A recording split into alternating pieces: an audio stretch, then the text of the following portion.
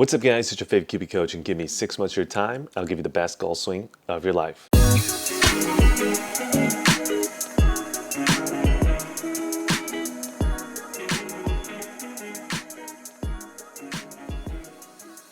So welcome back to the channel, and if you guys are new to the channel and you guys want to actually change the look of your golf swing, you've had something in your golf swing for years and you want to change it, this is the perfect channel for you. I highly recommend going down there, hit that little red subscribe button, hit all the notifications, and let's start jumping into this video. So this will be another client before and after video, and this client really struggled with steepening of the golf club. So in today's particular video, we're going to talk about, what is this concept of the fish hook idea? This image really changed this client's golf swing, and I want to bring it up to all of you guys because I think it's such a powerful image when it comes to getting rid of the steepening of the club shaft. So if you're steepening the club shaft, you want to learn more about this fish hook, you actually want to get real results, this is the perfect video for you, and let's go jump in. But before we get into the video, I want you guys to really quickly, after the video, check out the link down below that leads to our Kiwi Platinum membership. If you didn't know, YouTube does not pay the bills, so the Kiwi Platinum membership really helps support us to continue to create videos for you guys on this YouTube platform. So if you guys want to support us after the video, check out that link down below. Let's go talk about the fish hook concept. So like I said in the intro, this particular video is going to be all about the fish hook image. How can I utilize this to get rid of steepening of the club shaft in transition? But I know a lot of you guys watching out there might not even know what steepening is, or maybe you've heard of the concept but are not quite clear on how to actually check for it, and the reason why it's not something we want to do. So at the beginning of this video, we're going to take a look at the before swing and the after swing first so you can see the changes. And then from there, we're going to delve right back into the before swing, show you exactly how to look for steepening of the club shaft, what it is, why we don't want to do that. And then once we get over all the basics of that, then we're going to start to get into the fish hook image. So let's go take a look at the before swing first, then the after swing, and then we're going to go from there. So this will be the before swing right here.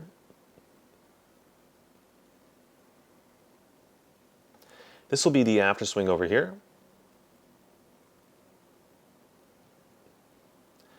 So now for you guys at home, if you guys were watching closely, if you look in transition, which means when the hands are just starting to drop down into the downswing, you'll note that the club head looks pretty wobbly, or to be more specific, the club shaft, as it went downwards, actually started to steepen or move towards a more vertical position on the downswing.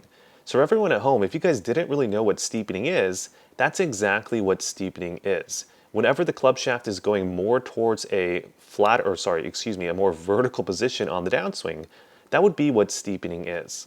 Now, if we take a look at the after swing here, we can see that in terms of the overall steepening amount, it has drastically reduced in the after swing, and that is something that I want you guys to also attempt to do. Now, is this player still steepening a little bit in transition? Absolutely, but the overall amount is a lot less, and that's going to get us into another point later on the video where we talk about parameters and what is the acceptable range. Even though you steepen a little bit, that doesn't mean that that is a bad thing.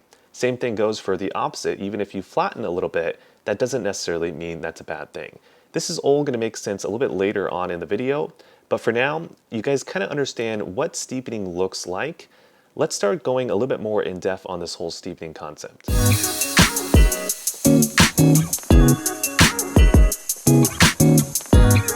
All right, so for you guys that were watching that part and kind of had a difficult time seeing it, let me show you a little bit easier way to see this as well.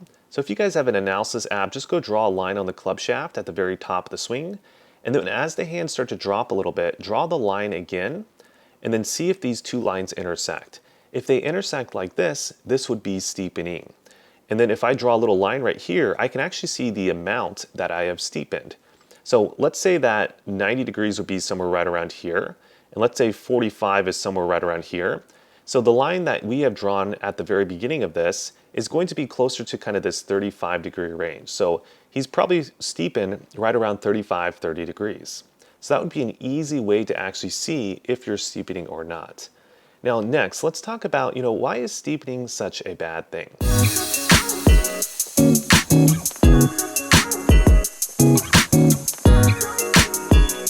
So when it comes to the golf swing, one of the most important points, especially for beginner golfers, is going to be contact.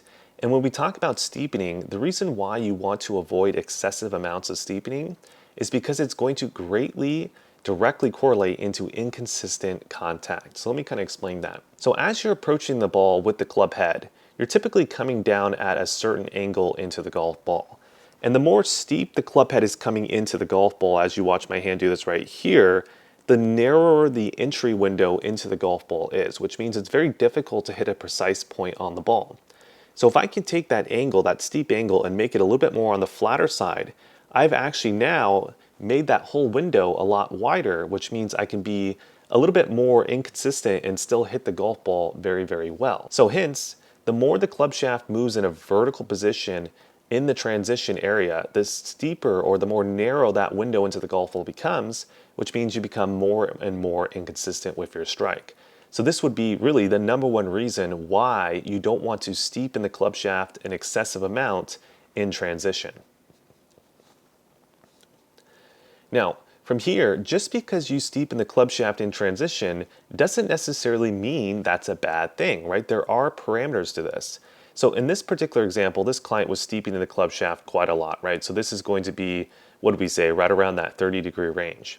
But if we were to steepen the club shaft only like 10 degrees or only like 5 degrees, well, that would not be such a big deal, assuming that your club shaft looks similar to what this client's club shaft looks at the top of the swing.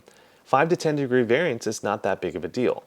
However, this does change though if you change your top of swing club shaft position, right? If I'm more crossed at the top and then I steepen 5 to 10 degrees in transition, well, now it becomes a very, very big deal, right? Because you started from a much different club shaft position. Other side of this is, what if I started from a really, really flat position like this? Well, if I only steepen 5 to 10 degrees, in that case, actually, that would also not be so good. You want to steepen more if your club shaft was in a little bit more of a laid off position. So as you guys can see, just because you're steepening the club shaft, that doesn't always mean that's a bad thing. It's really important to think about, where am I starting from, right? What club shaft position do I have at the top of the swing? And then also from there, where am I when my hands get right around this position, which is position 5? If the angle that I'm creating with the club shaft is at a certain angle, even though I steepen the club shaft in transition, it's not necessarily a bad thing. And to get into that angle, we want to be right around 35 to 40 degrees. As we can see, the before swing was right around 24 degrees. We'd want to be a little bit more, anywhere from kind of this range to about this range. And if we steepen the club shaft, but we still got into that position, it's honestly not that big of a deal. All right, that's it for you guys on YouTube. But before you guys click off, let me give some quick wrap-up points.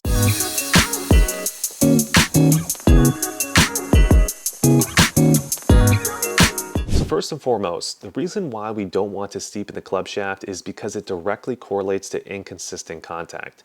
The more and more you get that entry window into the golf ball more and more vertical, the more difficult it is to strike the golf ball. So if you are steepening more than like 30 degrees and you have that club shaft position that this client had at the top of the swing, you're going to struggle with contact. It's going to be very difficult to hit the golf ball. So just remember, the fishhook concept is, wherever your grip in is at the top, imagine that little arrow that we drew. Try to trace the arrow with the grip end. If you guys can do that and go through our how much and when process, you guys will be able to actually change the club shaft motion.